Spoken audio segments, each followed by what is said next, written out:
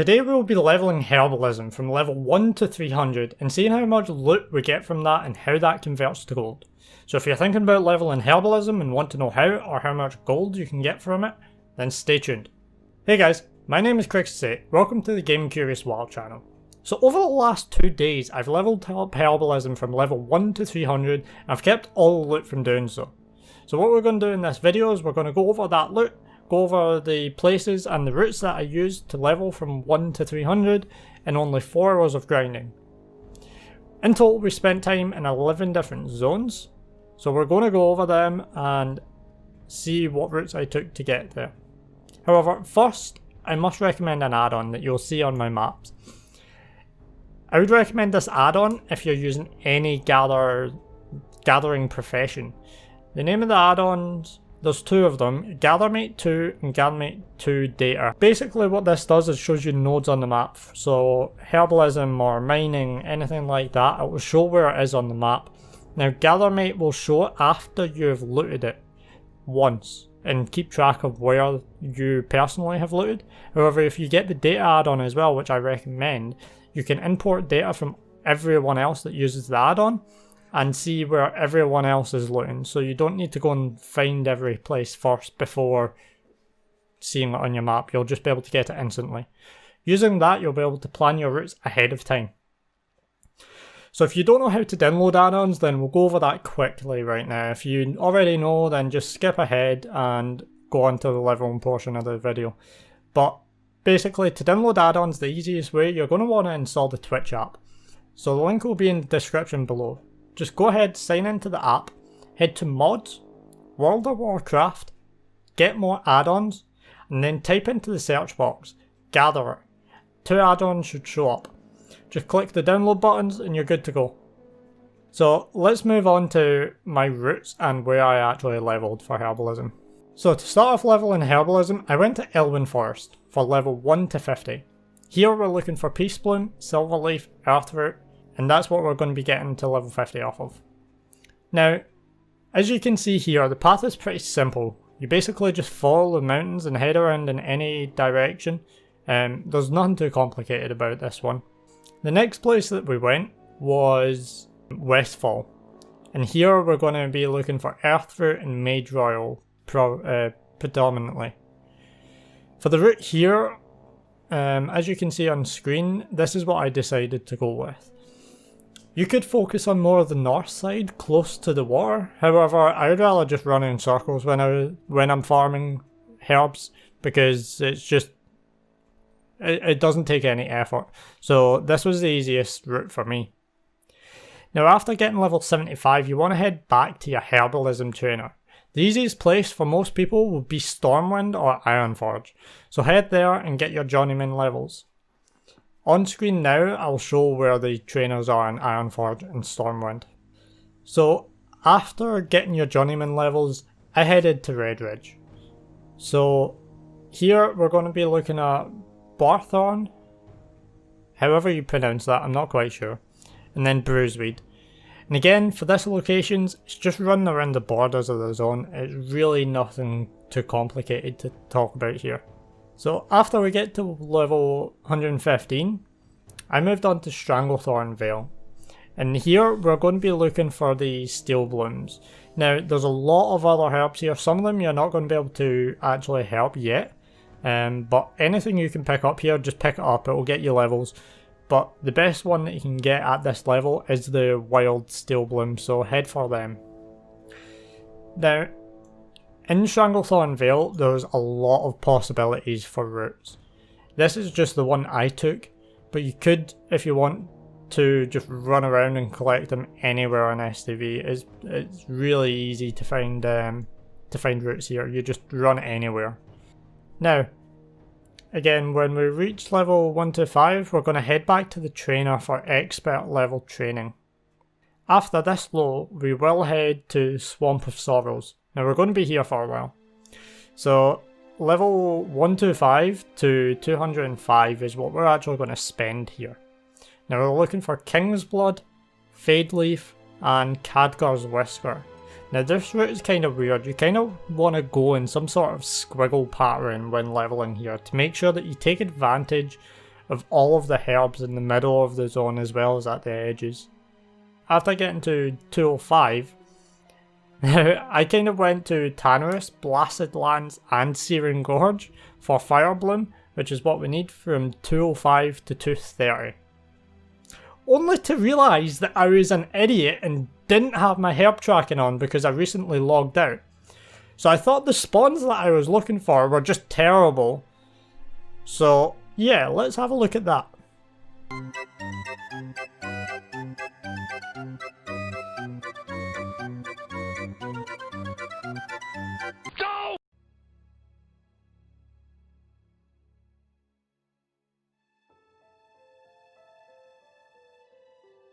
Now, after I realised what I had done, I spent the rest of 205 to 230 in Tanarus. However, here I would recommend sticking with Blasted Lands, as we'll talk about why in a second, but the route I use for Tanarus is on the screen now, if you're interested.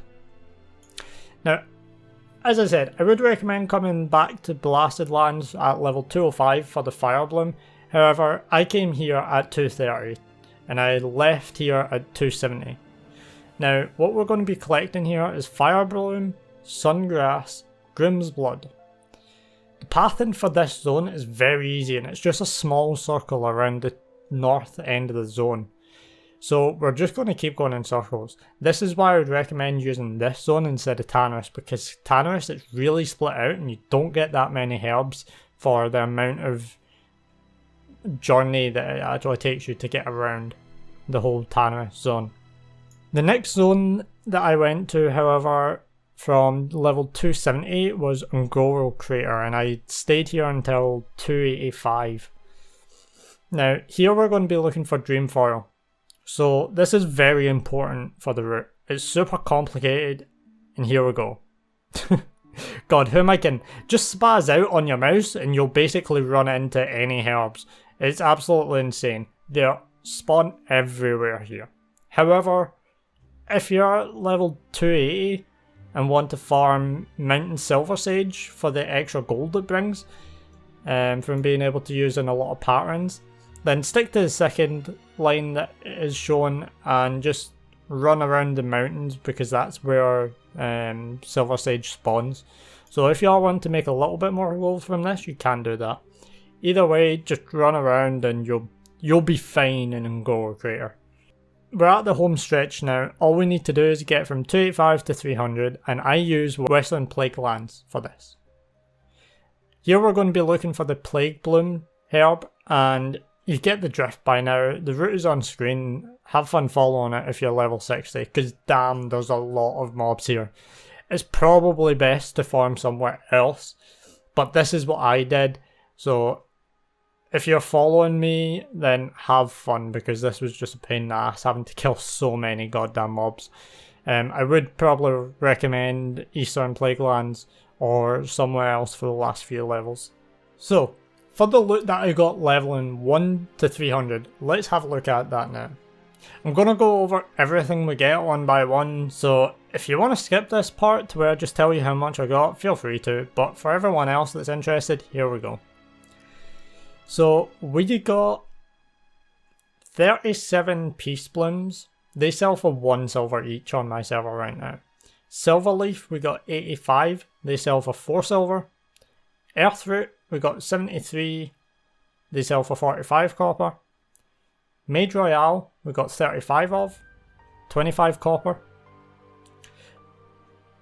Bartharian Thorn we got 30 and they sell for 3 silver. Swift Thistle we got 18 of, they sell for 60 silver. Bruiseweed we got 13 of and they sell for 1 silver. Wild Steel Blooms we got for 31 of them and they sell for 70 silver each, which is actually really good. King's Blood we got 48 of them and they sell for 10 silver. Life Root we got 38 of and they sell for 2 silver. Fade Leaf we've got 12 of, they sold for 60 silver, so if you want to farm some gold, that's definitely another good one. Goldthorn we got 22 of, and they sell for 15 silver. Khadgar's Whisker we got 11 of, and they sell for 6 gold. Fire Bloom, we got 97, they sell for 13 silver. Sungrass, which we got 42 of, they sell for 34 silver. Dreamfoil, we got 19 of, they sell for 45 silver. Grim's Blood, we got 16, they sell for 40 silver. Golden Sandsman, we got 11 of, and they sell for 2 silver. Mountain Sucre Sage, we got 3 of, but these sell for 1 gold and 50 silver, which is actually really good. So again, Nguru Creator is where you're going to want to go to farm that. Plague Bloom, we got 7 of, and they sell for 1 gold, 8 silver each, so again, you're going to want to be farming that. Arthas Deers, we got 4 of, they sell for 3 silver. And Blindweed, we got 3 of, they sell for 20 silver.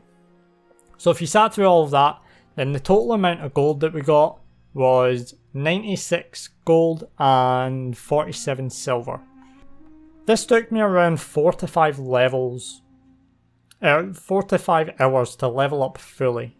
So we're talking about 19.3 to 24.1 gold per hour, which isn't that bad for the fact you now have a profession at max level and ready to go make a lot more money with.